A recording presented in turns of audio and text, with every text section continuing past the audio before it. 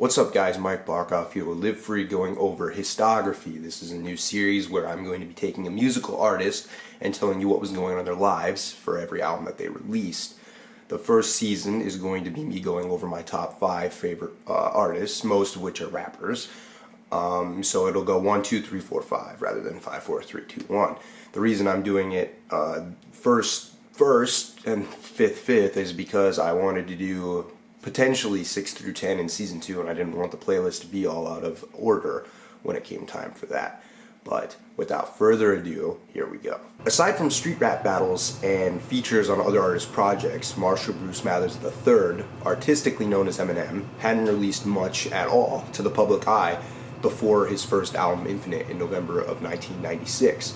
Infinite was not the success that he was hoping it would have been. He was intending for this album to be a radio-friendly hit, and because of that, he made a lot of songs that were just that, his attempt at being a radio-friendly hit. He sold the copies out of the trunk of his car on cassettes, and you might have to fact-check me here, I'm not entirely sure, but I believe maybe even CDs also.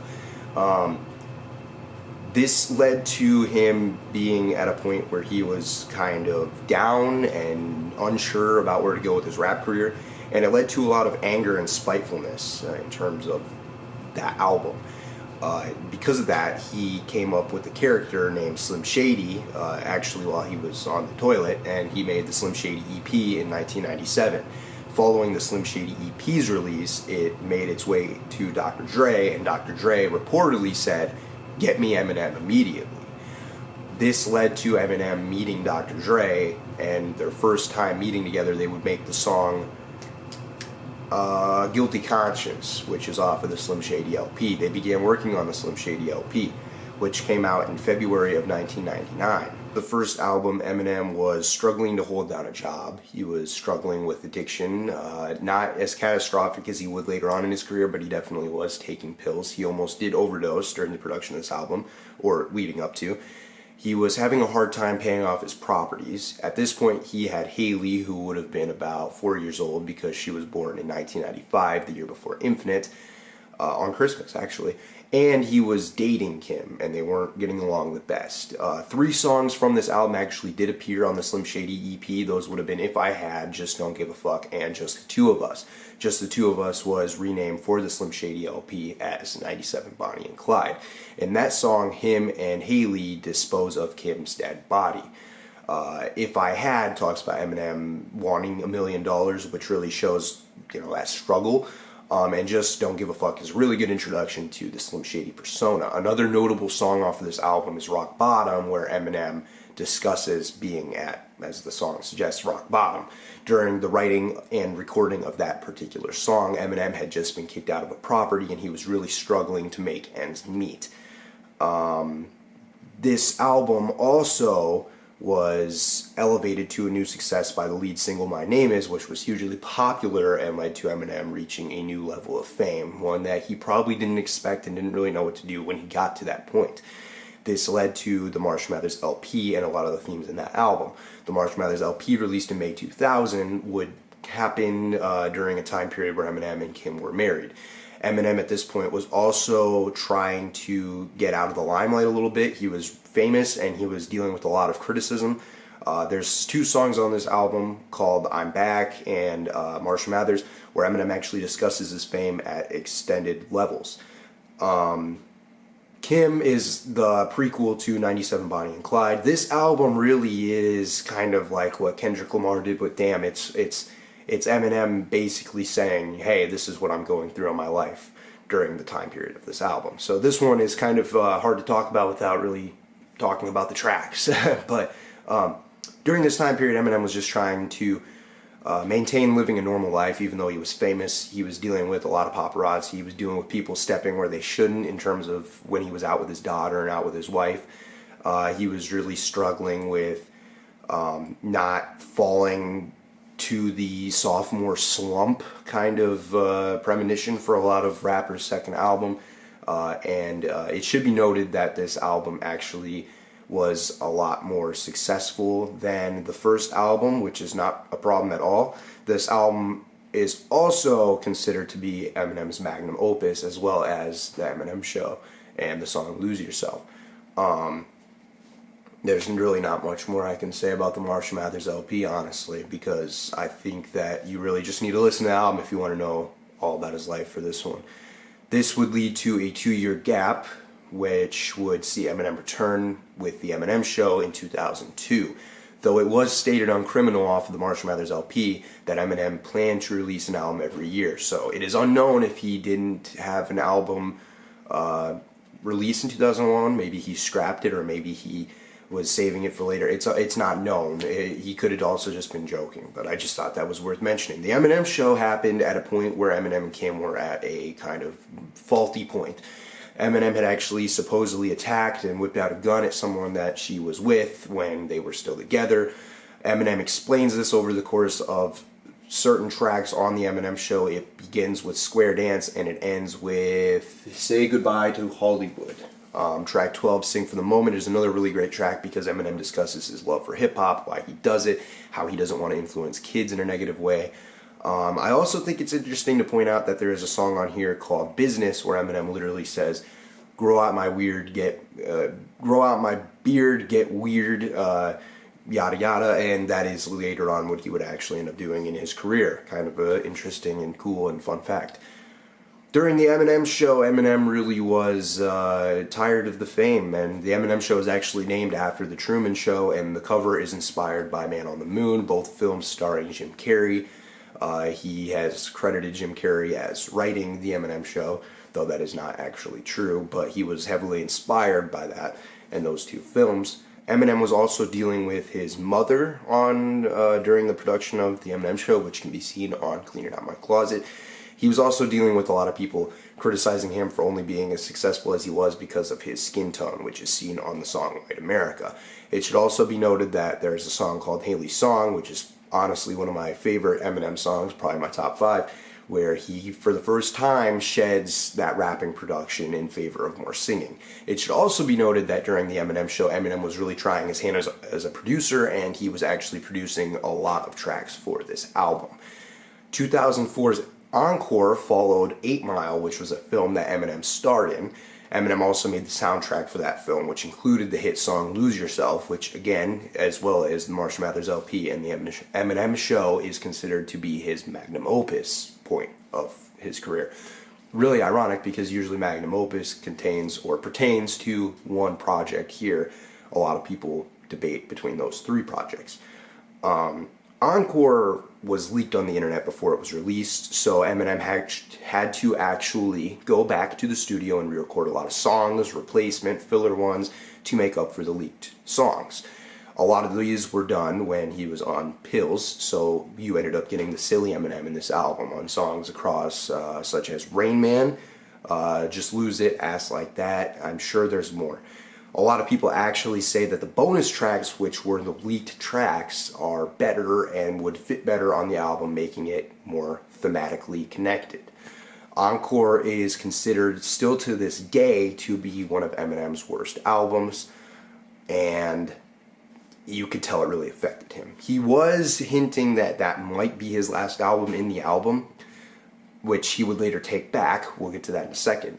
But I really do think after he saw the criticism regarding it, he kind of shed that layer and he didn't want to come back to it. During this time period, after filming 8 Mile, he had become addicted to drugs a lot more than he was before because of the stress and not being able to sleep or not being able to not sleep were affecting him on the set of 8 Mile.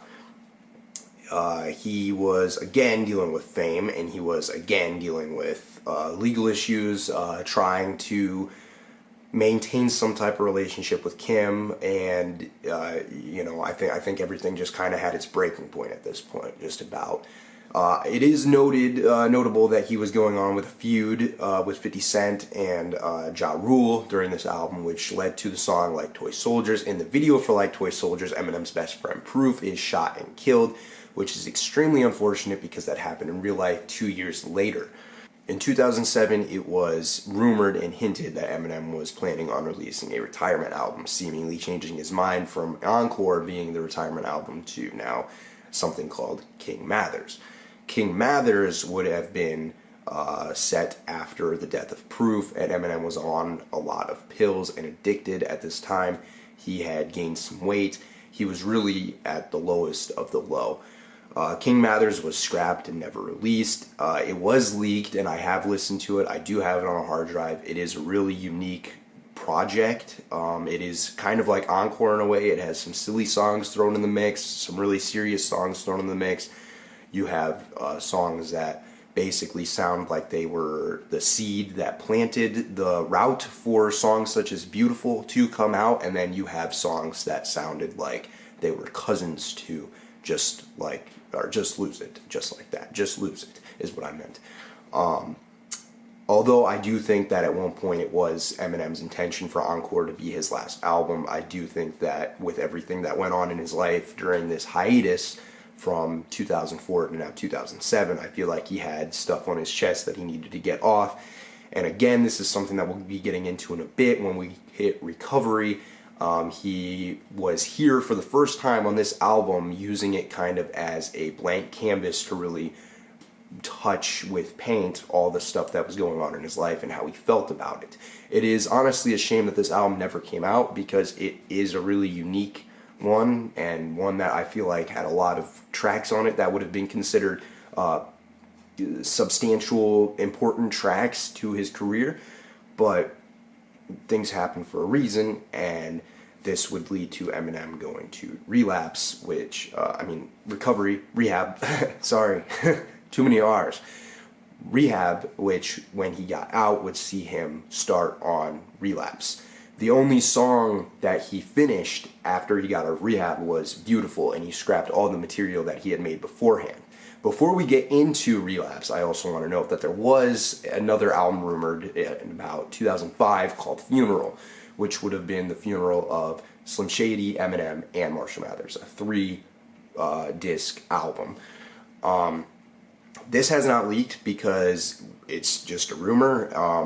I do think it is a little interesting though, and I do think it might have some weight to it, because in 2021, Grip, a new Shady signee, actually released an album with a very similar concept called I Died For This. If you guys have not heard that or Grip, I strongly recommend you check him out. He really did have one of the best debut albums in a long time. I know that wasn't really his debut album, but his debut major album. Definitely check out Grip. Now, going into Relapse, Eminem finished Beautiful, the last verse, when he got sober. The first two verses are the only verses on that album that he made when he was not fully sober. Relapse is a concept album, basically, of sorts, where he gets out of rehab and he relapses. No, he did not actually relapse. A lot of the songs on here are discussing his life at this point, although they have a very far-fetched spin on them, such as him being a killer and stuff like that. His mom raping him, again, stuff like that. It's a very zany and wacky album. A lot of people consider it to be the closest thing to the Slim Shady LP2 that we have ever gotten, and that might be true. Although Recovery also shares similarities with the Slim Shady LP, because both of those album covers feature Eminem doing something from a track on the album, which is the only time in his career that he has done that as of this point. Relapse, really, there wasn't much going on in his life at this time, aside from him getting sober, and he was running every day to stay off of the drugs, which led to him losing weight. He was also mourning Proof still, and I don't think he really had the time to properly heal from all of his wounds. He had also almost overdosed. I just said that he didn't have much going on in his life, and then I dropped the bombshell that he almost overdosed. That's not how I meant for that to come off. I just mean that in terms of fame and the public light inspiring his album, this album really wasn't about that. This album was more him trying to get back into rapping, try his hand at it, especially after he had gone to rehab, and he really was just trying to get back into the flow of things, while also touching a nerve of what had gone on in his life with the overdose, losing Proof, getting sober, and really just working those into the narrative somehow, while also, as I mentioned before, far-fetching themes and concepts, and making for a fun album full of visceral wordplay. A lot of the things he says here you can actually imagine. The production was handled entirely by Dr. Dre. This album probably also has the least amount of Eminem features. I'm not entirely sure on that, but I do know that the only features on this album are Dr. Dre and 50 Cent across a fourth of the album, if even, as opposed to D12 being on it and a singer being on it performing the chorus. I do know that there was a singer on We Made You, but she was not credited. I do not know who that was, honestly, but I'm kind of getting off of the topic here. All in all, Relapse is a very interesting album because of the fact that it came out after his hiatus, and it is a very sonically different album than what you are used to with Eminem. A lot of people frequently cite this as one of his weakest albums, but in recent years that has kind of flipped the narrative, and a lot of people actually consider it one of his strongest albums. In the last skit off of Relapse, Eminem confirms that there is going to be a Relapse 2, which he never released because he went to Hawaii and he ended up recording new songs that sonically sounded different, and he wanted to release instead Recovery. Recovery arguably would start a new trilogy of albums from Eminem. I've never seen it commonly referred to as that, but in my opinion that's basically what it was. Recovery completely stripped the Slim Shady alias and saw Eminem discussing real life things such as depression, mourning, and his dealings with fame at this point in his life. Recovery was definitely a open and honest album, and notably featured no features from Dr. Dre, the first time for an Eminem album since the Slim Shady LP, or since Infinite, I guess, because Dre wasn't in Infinite. Recovery was a very new type of flow and style to Eminem. Recovery was critically acclaimed in comparison to Revival and, Relapse and Encore. And during this point in his life, he was really just doing the same stuff that he was doing during Relapse because they were released so close together. 2009 for Relapse, 2010 for Recovery. Recovery came out, and due to the large success, Eminem took a little bit of a break between albums. This would lead to a 4-year gap before the Marshall Mathers LP2. The Marshall Mathers LP2 is obviously the sequel to the Marshall Mathers LP. At this point in Eminem's life, he was dealing with a lot of things in privacy. He didn't really talk at this point. He wasn't really in the public eye. He was trying to kind of reconnect with his mother, it seemed like, and he was trying to help his hand in the background with bringing up-and-coming rappers up like J. Cole and Kendrick Lamar.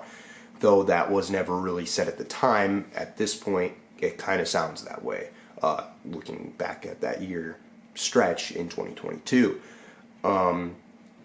Marshall Mathers LP2 came out, and again was critically acclaimed. A lot of those songs actually feature completely different types of sounds because he changed the producer. This was the first time since Infinite that Dr. Dre was not his producer. The Marshall Mathers LP2 sees songs such as him trying to reconnect and apologize with his mother and talking about, quite literally, life so far. He also made a sequel to the song Stan, and during this time period, he dyed his hair blonde for the promotion of the album. After the Marshall Mathers LP2, Eminem would take a break for another 4 years and release Revival. Revival was politically fueled. Actually, the year before that album came out, he had 2 diss tracks aimed at Trump that were released. Revival was critically panned, and a large part of that reason is because he built so much anticipation for the album. He actually revealed billboards and all types of marketing platforms, marketing tools for Revival that never explicitly stated this is an Eminem album. They just said Revival, and then when you went and visited the website, you saw references to Eminem songs. There was no release date set for the longest time, and when he finally started releasing new music, people weren't really liking it because it was political or it didn't sound like hardcore, old school Eminem. Revival, again, was critically panned. During this time in his life, Eminem was, again, very absent. A lot of people actually at this point were wondering if he had died. He did work on Southpaw, the soundtrack, almost directed the film, but dropped out because he didn't think that he could handle the duties. Really just kind of relaxing, I suppose, is what he was up to. The polar opposite of Revival occurred in 2018 when Eminem surprise released Kamikaze. Kamikaze was fueled by the negative criticism that Revival had gotten. During this period, Eminem became a lot more open to being public. He started tweeting more. He started talking on interviews more. He had also released a Chloroseptic remix, which basically led into Kamikaze. Chloroseptic was a song off of Revival, of course.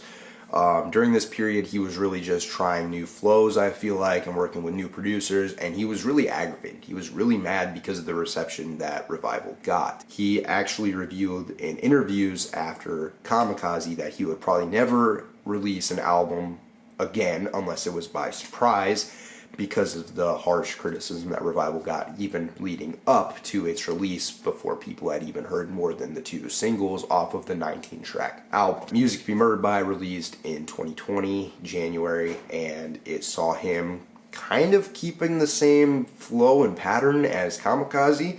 He was a little aggravated still, but he was a bit more braggadocious, and he was also, I feel like, trying to kind of hit those highs again that he had in the Eminem show with production that somewhat resembled that. Eminem very much is, at this point, with Music to Be Murdered By, just trying to appeal to a younger generation by, once again, finding a pattern that hits a beat and introduces a hit, makes something radio-friendly, collaborate with artists that he's never worked with before. There's things that he did during the time period of Music to Be Murdered By that I never thought he would do, such as have a music video go on a YouTube channel other than his own. I never expected him to actually do that, but he did that with Lyrical Lemonade for the Godzilla video. So he's obviously, I feel like, trying to change things up. Again, a lot of what I'm saying right now is more conceptual and theoretical, because he hasn't came out and explicitly stated, yeah, this is what I'm trying to do, like he did back in the old days when he told you about his life and what was going on, because he was a public figure in the eye. But that's really the only thing that it could be, is that he's continuously trying to progress and advance and do something different and work with different people. This, of course, would lead to Music to Be Murdered By Side B, which released later on in December 2020, and is basically him pointing fun at the fact that rappers think that they need to release deluxe versions of their albums. I think he's also trying to make a point that it's nothing new. They didn't come up with it. He actually was doing it way back in Encore. I literally said that earlier. Music to Be Murdered By Side B really just covers the pandemic and his current life and where he's at now, which Music to Be Murdered By did the same thing, but now he's just kind of taking it a step further. Again, he never came out in an interview and said, this is why I'm doing this, yada yada. He never really said that. He did just say in an interview that he didn't want to diss Trump again. He's trying to come up with new things again, and he felt like he needed to say something about the COVID pandemic, and that's really all we have. Nonetheless, I do think that because of his last 4 albums coming out with him not really coming out to the public and saying, this is what's going on in my life, this is why I made this album, are still pretty entertaining. And I think that says a lot about Eminem and the gravity that he holds around him and what he can really do with his career, especially when he puts his mind to something. It's very noble, very notable, and I look forward to what he's doing next. He has touched a lot of people's lives, helped a lot of people through depression, helped a lot of people feel like they can stand up to their bullies, and that's honestly one of the coolest things ever. And I really like him because he really does paint that picture that you can start from nothing and grow into this massive, huge thing. And that's something that I think a lot of people need to hear and know, especially when they're at the lowest of the lows. So if you don't know much about Eminem and you want to know more about Eminem, I hope this video helped you. If you do love Eminem and none of this shocked you or you knew everything, that's awesome. I actually commend you rather than saying, damn it, I didn't get it all. I commend you. I feel like there's probably portions of this that I missed, but this is my first one and I'm really just trying to get a grip of where this whole thing's going to go, so apologies about that in advance. Nonetheless, stay in tune for the Kendrick Lamar installment, part 2.